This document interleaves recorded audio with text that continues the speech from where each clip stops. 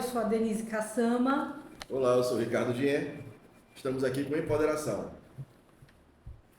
Vamos lá, ultimamente, nesses tempos de polaridade que começou na política e agora está em todos os segmentos, a intolerância, infelizmente, voltou a ser moda, né?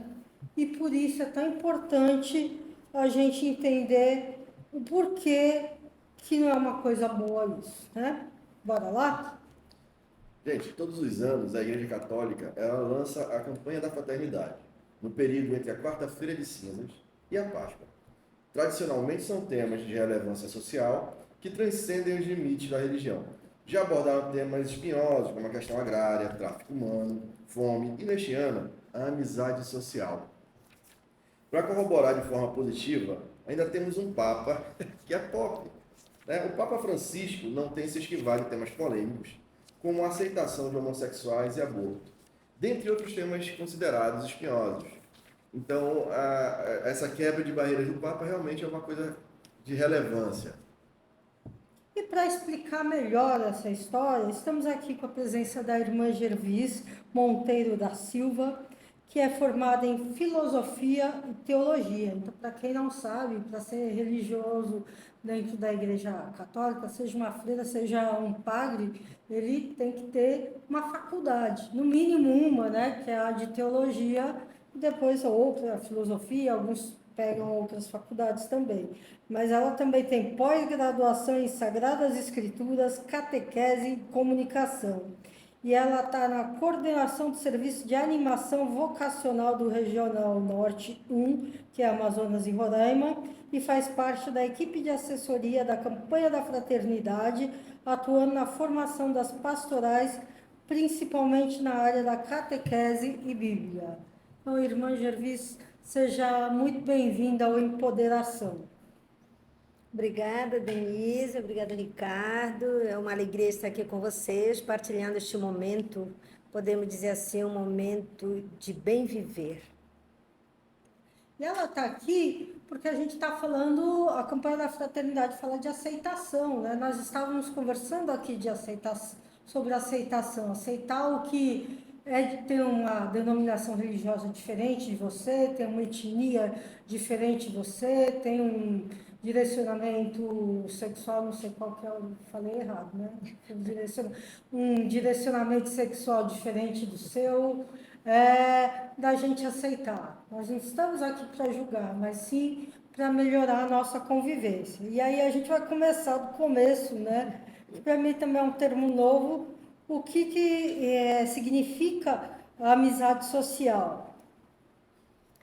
Então, antes de tudo, é bom recordar que agora esse tema ele entra para trazer para nós, nesse contexto, né, nesse ano de 2024, um sentido de que nós, como eu digo, falo Igreja Católica, mas como sociedade, né, como povo, sempre procuramos buscar que haja principalmente a paz, a união, a solidariedade, o amor entre as pessoas.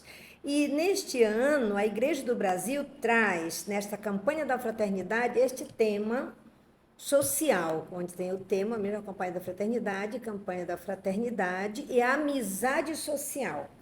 E um dos grandes objetivos é porque já em 2020 o nosso Papa Francisco, ele escreve uma carta, né? Todos os papas, eles procuram escrever carta, encíclica, como queremos chamar, e ele traz esse tema, e um tema ao mesmo tempo polêmico, porque nós sabemos que nós vivemos dentro de um grande contexto onde há muitas inimizades e divisões.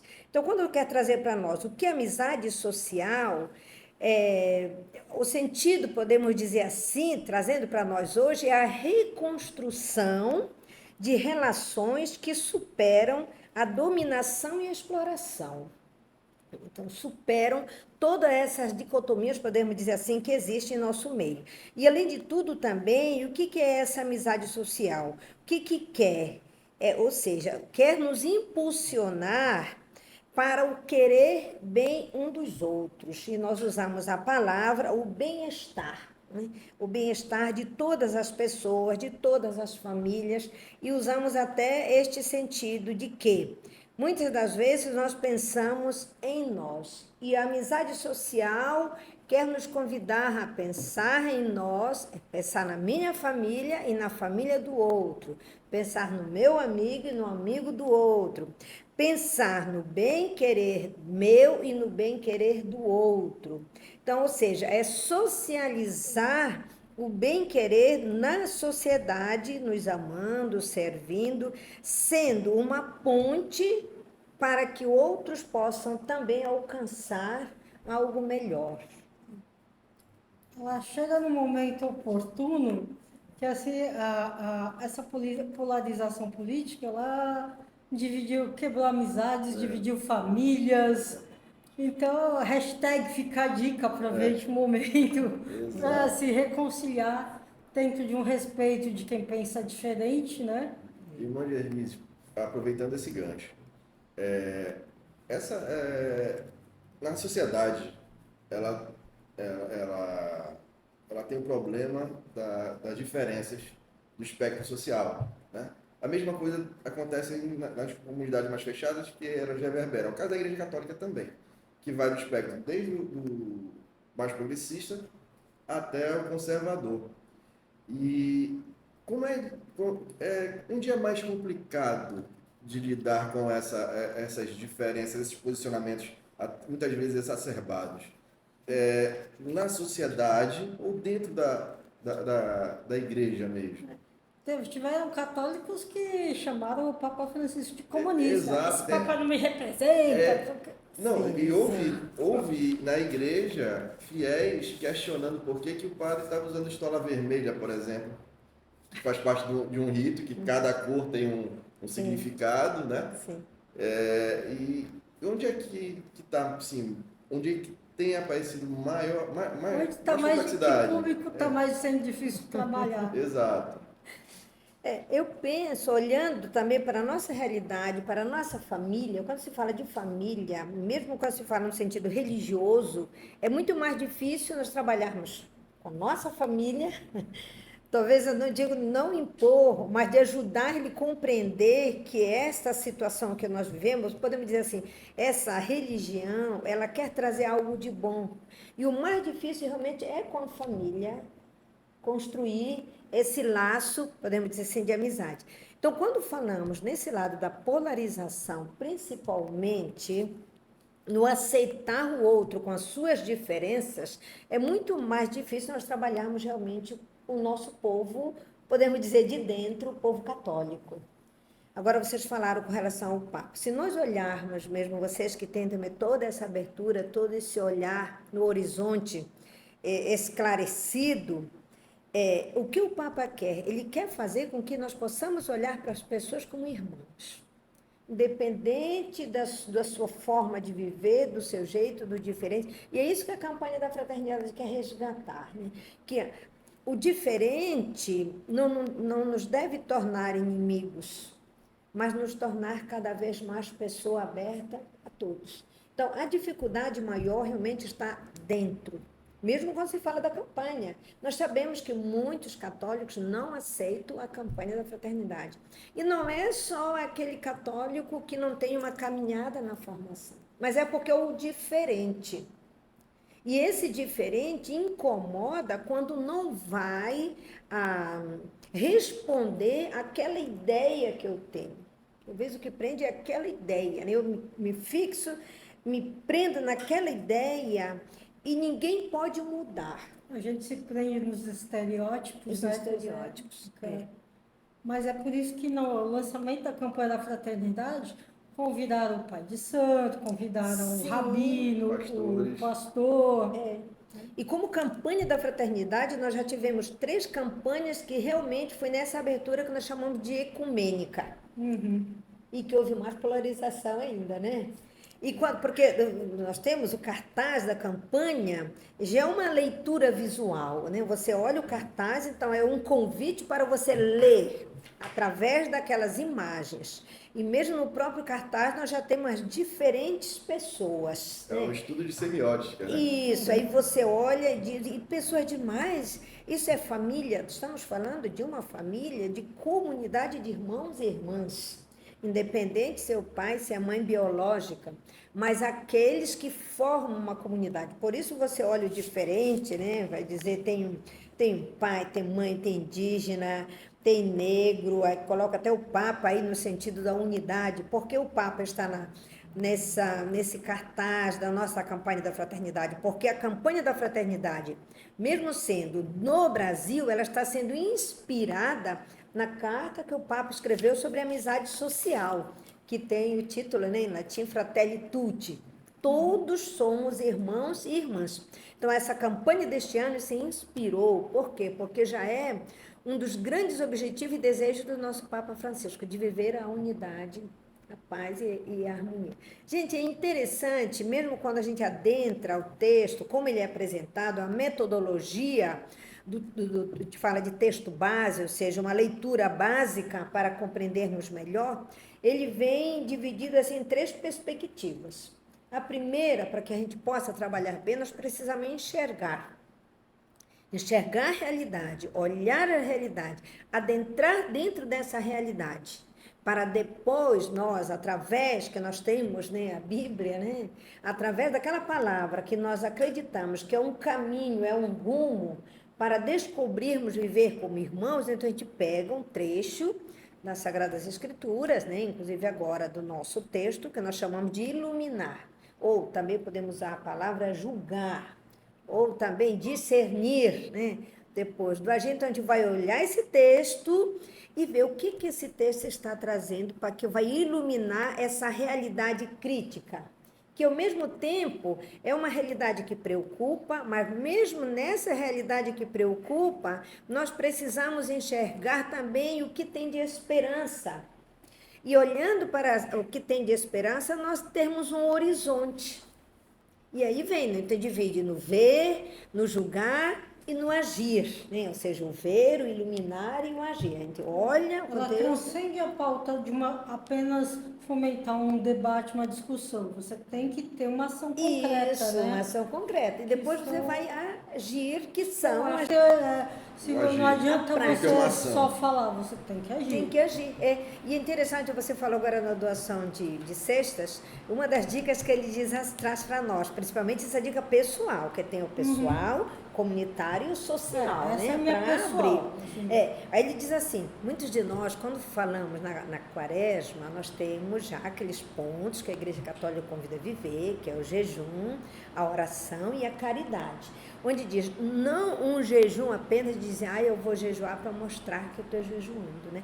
Mas no sentido, se você digo, olha, eu vou nessa quaresma, não sei, deixar de tomar refrigerante. Não é só deixar porque eu gosto, porque estou fazendo uma penitência. Mas o que eu vou fazer com esse resultado? Vamos dizer, poderia tomar, sei lá, 10 refrigerantes nessa quaresma. Mas o que eu vou fazer com esse gasto que eu iria gastar nesse refrigerante? Para onde eu vou fazer? Qual a minha solidariedade? Então, convidar o ser para o outro, o servir, o estar. Não adianta eu fazer isso só para mim. sacrifício pessoal, a quem Isso. você está beneficiando, É que eu estou a quem você está beneficiando. ajudando. A ideia assim de mais importante, no caso aí é tão importante, né, quanto, mas a ideia é meu agir acaba tendo impacto muito maior se eu trabalhar a ação em sociedade do que eu simplesmente me fechar na minha penitência, que é uma coisa que só influencia para mim mesmo, né? A minha salvação, vamos colocar assim. E é uma coisa interessante, o próprio Jesus, ele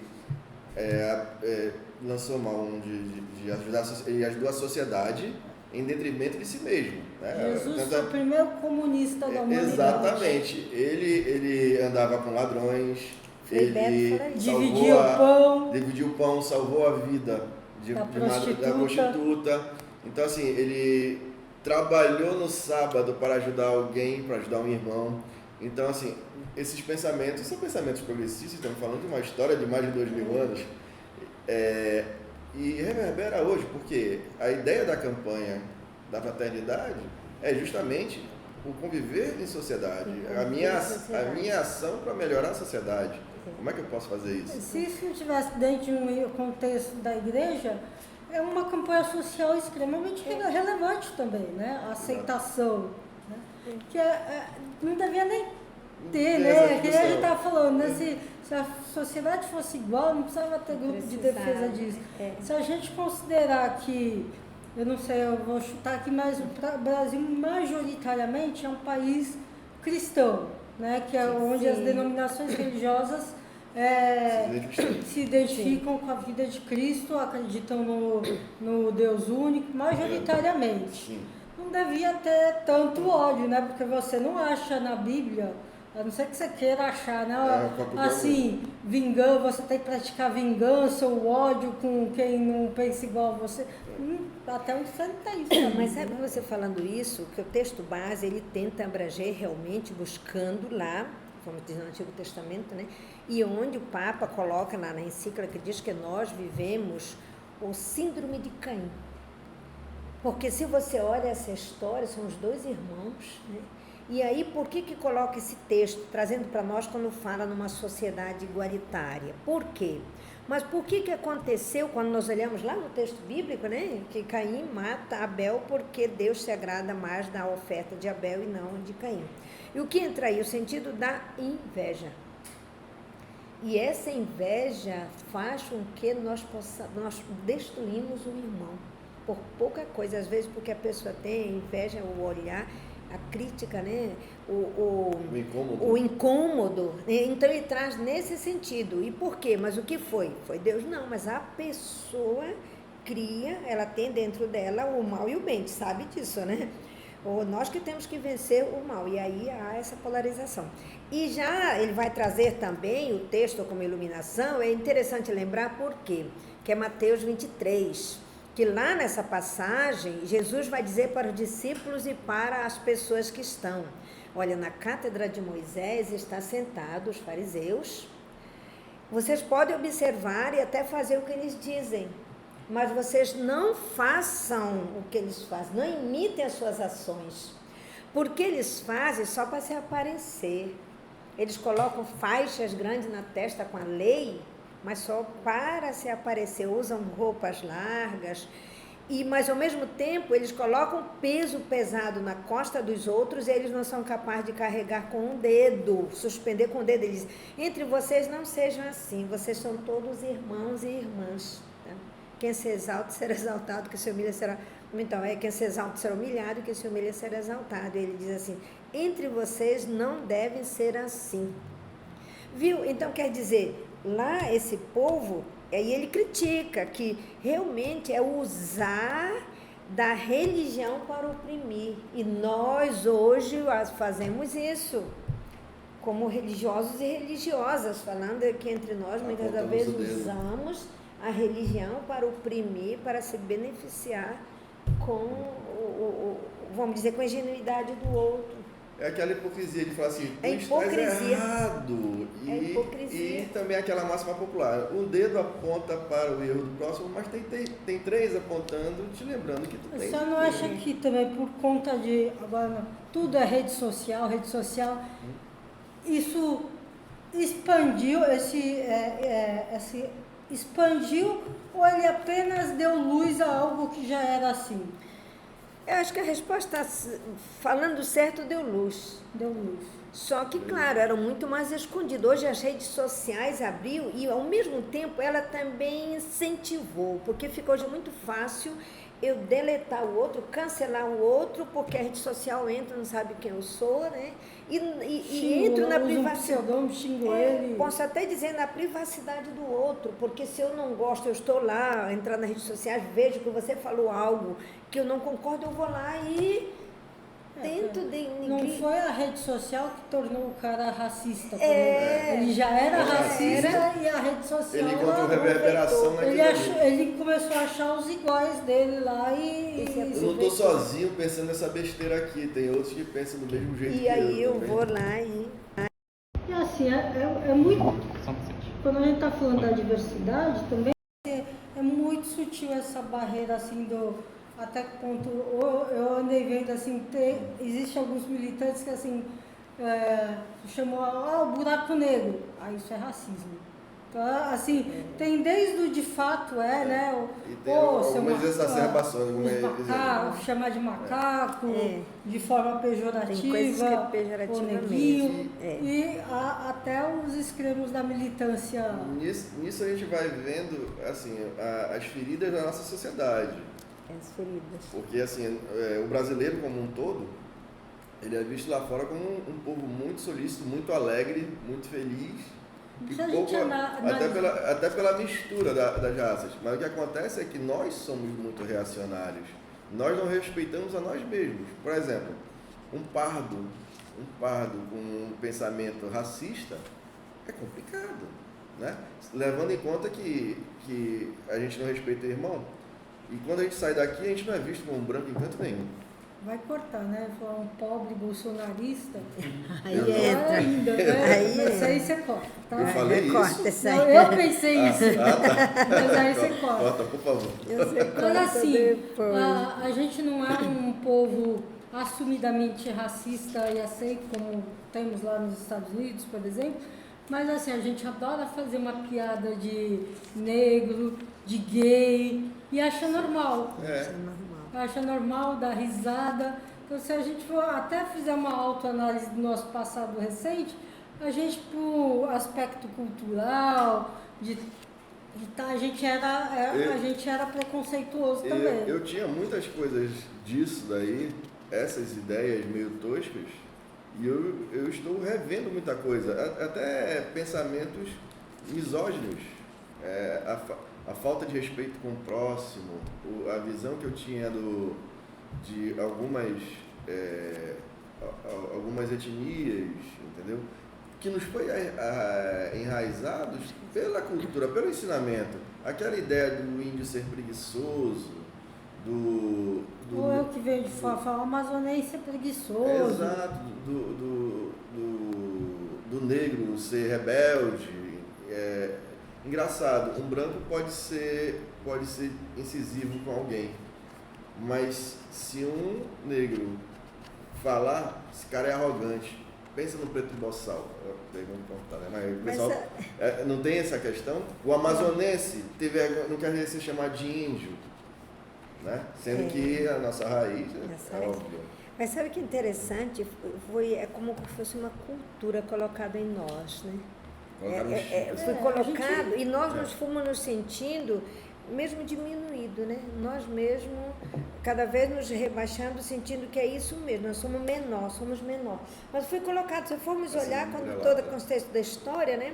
Foram, mesmo quando chegou os portugueses, o que aconteceu? Foram empurrando o povo aqui para o final do estado e esse povo foi ficando cada vez menor. Você pode ver, fulano vem e diz, você é descendente de quê? De italiano. Você, eu sou não sei de quê. E você, a gente enrola e não diz que é descendente do indígena. Uma coisa que eu percebi aqui, muitos aqui no Amazonas têm vergonha de falar isso, né? Que tem sangue indígena, exceto na época do boi, que o cara usa com orgulho aquelas penas aqui, cocá, mas de uma forma geral, muita gente tem vergonha de falar que tem sangue indígena. Não se assume assim. Não se assume. É a mesma coisa quando eu falo assim, eu sou descendente de negro, eu sou negro. Não, você não é negro, você é branco. Claro, onde que eu sou? Claro, eu tenho traços. Não, você é branquinho. Tem gente que diz assim, encontrei fulano de tal, sabe que ele é negro. Não, ele é moreno. Ele é negro, mas não é negro, não é? Exato. Você tira. O colorismo, né? O novo termo. Quando eu vim morar em Manaus na década de 90, era muito comum, principalmente no comércio, eles fecharem na hora do almoço. E eu não era acostumada a isso. A hora do almoço é a hora que eu vou fazer as minhas compras, mas as lojas fechavam e ao meio-dia abriam as 2. As pessoas, nossa, esse pessoal é preguiçoso. E aqui na minha empresa, a hora do almoço é sagrada. Então, as pessoas têm esse hábito de descansar, porque quando volta renovado, volta inteiro para continuar trabalhando. É um direito a hora do almoço. Você quer dormir, você dorme. Né? Exato. Então, realmente, a gente vai... são séculos e séculos de cultura que vão achatando. E às vezes algumas coisas a gente falava porque nossos pais falavam, né? Então a geração dos nossos pais homofóbicos assumidos, né? Então, e sem saber se era isso, né? E a gente, na nossa infância, a gente vai recebendo essa orientação. Os termos que nós crescemos utilizando são vergonhosos hoje em dia. Sim. Agora, percebam o seguinte, e é uma coisa que me assusta muito. Nós éramos extremamente preconceituosos com a sociedade LGBT, mas não éramos com, por exemplo, os pedófilos, que são perversões, coisas ilegais. Então, assim, a gente tratava o desvio de conduta, como desvio de conduta, quem é gay, e não tratávamos como desvio de conduta que é quem comete um crime, que é o caso da pedofilia. E esse pensamento, graças a Deus, está mudando. Vou passar para a próxima questão, porque nós já abordamos tudinho. E só para fechar, essa questão do sincretismo, que é uma característica da sociedade, a campanha da fraternidade, como é que ela aborda isso? Olha, quando fala, porque na realidade, quando se fala no sincretismo, né, a gente tem que olhar que ao mesmo tempo, o que ela quer abordar a campanha da fraternidade? Ela mostra de que todos nós buscamos, queremos o mesmo bem, como campanha da fraternidade, como pessoas, a gente vê que é aquilo que nós já vamos falando, né? Porque a gente sabe que o sincretismo religioso é um fenômeno que ocorre quando elementos de diferentes tradições religiosas são combinados em uma única prática de crença. Essa única prática de crença. Mas sabendo que a gente pode alargar. E essa origem do sincretismo religioso, às vezes é até difícil assim de determinar, mas por quê? Porque uma vez que ocorreu muitas culturas, as culturas que em diferentes lugares, em diferentes épocas também, compõem uma história na humanidade. Mas a campanha da fraternidade, se você vai olhar mesmo, de adentrar, o grande objetivo, gente, é de criar laços, de unir, principalmente o diferente. A crença você tem a sua, eu tenho a minha, mas nós somos irmãos. Nós convergimos. Por quê? Primeiro tem uma música que diz, né? Buscamos o mesmo Deus, né? Buscamos o mesmo ideal, e isso não pode nos tornar pessoas indiferentes um para com o outro. E só rapidinho trazendo, olhando essa campanha, inclusive ela traz para mostrar o sentido da amizade social, ela usa a palavra alterofobia. A sociedade que tem esse síndrome de Caim vive uma alterofobia, ou seja, o outro não faz parte da minha vida. Eu tenho medo. Tudo que é diferente de mim, né, não vai tratar muito isso aqui, o medo, a rejeição, a aversão, tudo aquilo que é outro, tudo que não sou eu mesma, eu rejeito. Aí diz essa alterofobia, cria essa fobia, esse o outro que não faz parte, então ele também não deve comungar da mesma sociedade que eu vivo. Como eu, não é tão religioso como eu. Eu tenho uma denominação religiosa que não cultua Deus, né? Então, mas a gente trabalha muito a questão do amor ao próximo, a compaixão, que é onde eu converjo, né? Então eu não me sinto não aceita nos grupos, né? Às vezes eu vejo que quando eu explico isso, as pessoas fazem uma retração assim. Mas aí quando eu falo, sou dos amigos do Papai Noel, tô aqui, mas eu não acredito. Mas você é uma ateia boazinha. Então, mas a gente converge, né? Eu não me sinto excluída, eu não escondo a minha posição, mas também não me sinto, eu sou colaboradora pastoral da criança, né, no comitê financeiro, então eu não me sinto excluído, não por parte enquanto igreja católica, né? A gente sabe que tem outras denominações que me olham como sendo o diabo, né? Mas essa falta de compreensão. Assim como eu também tento compreender, né? A gente tem um grupo de voluntariados que ele também tem toda essa questão do sincretismo, mas o grupo ele gosta que antes de começar uma ação, a gente vai junto e faz uma oração. eu posso não orar, mas eu preciso respeitar Respeitar o outro. quem acha necessário ter. Aí também tem que ter a minha, não é só eu querer ser aceito, também tem que aceitar E quem começa o que pelo pensa respeito, de- né? É, o Respeito é a palavra acima de tudo, se eu for. Você Assim, respeitar já- e aceitar. A pessoa amizade, né? Onde você vai, eu posso estar, e lá nós estamos. Já todo caminhando mundo, aqui né? pelos nossos, porque o tempo passa muito Nossa, rápido. nossa, Esse, legal, quando é. o assunto é E o assunto é legal, muito bom. a gente vai se perdendo. Eu só queria voltar para fechar no começo uma pergunta, porque as campanhas da fraternidade, elas não só estimulam o debate, mas como assim, não adianta só falar, tem que agir. E aí, para essa campanha da Fraternidade 2024, quais são as sugestões? Porque esses exemplos, eles não precisa ser católico para ter essa aceitação, para ter amizade social. Então, só para dar uns exemplos de como nós, seres humanos, enquanto sociedade, podemos agir até para ajudar na construção de uma sociedade mais fraterna. Hoje está mais fraternos, né? Inclusive, todas as campanhas, nós temos sempre um objetivo principal. E o objetivo principal, que nós chamamos de objetivo geral dessa campanha, primeiro ela vem dizer que nós precisamos despertar para o valor e a beleza da fraternidade humana, promovendo e fortalecendo os vínculos da amizade social. E aí entra, né, claro, para que em Jesus Cristo a paz seja realidade entre todas as pessoas.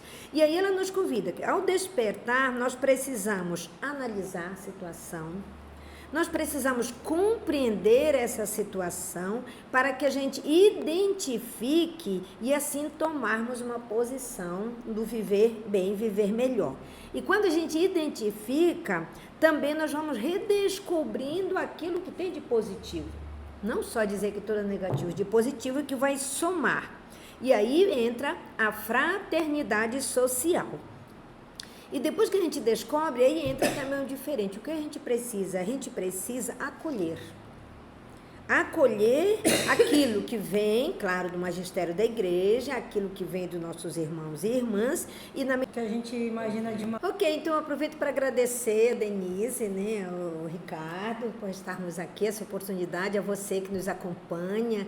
E, acima de tudo, pedir que sejamos irmãos e irmãs, né? Nós temos, podemos dizer assim, uma fé, é a mesma, né? Porque tudo é querer o bem um do outro, nós somos irmãos, com a mesma dignidade, com a mesma igualdade, buscando viver a paz, a alegria. E não esqueçamos também, quero recordar que nós estamos celebrando os 60 anos da campanha da fraternidade, que começou praticamente em 62, né? Lá só em Natal, depois 63 todo o Nordeste, e em 64 o Brasil todo. Que Deus nos abençoe, né, você com sua fé, solidariedade e, acima de tudo, viver um para o outro e que ninguém se sinta maior que o outro, mas que nós dependemos um do outro, da outra pessoa. Meu muito obrigada e que possamos realmente viver cada vez mais em paz e em harmonia. Muito obrigada, irmã. E para você que está nos assistindo, acompanhe, siga o canal, nos siga nas redes sociais. Tem muito programa bom chegando aí, porque conhecimento... Ele é poder. Tem que melhorar isso daí. Que a gente imagina de uma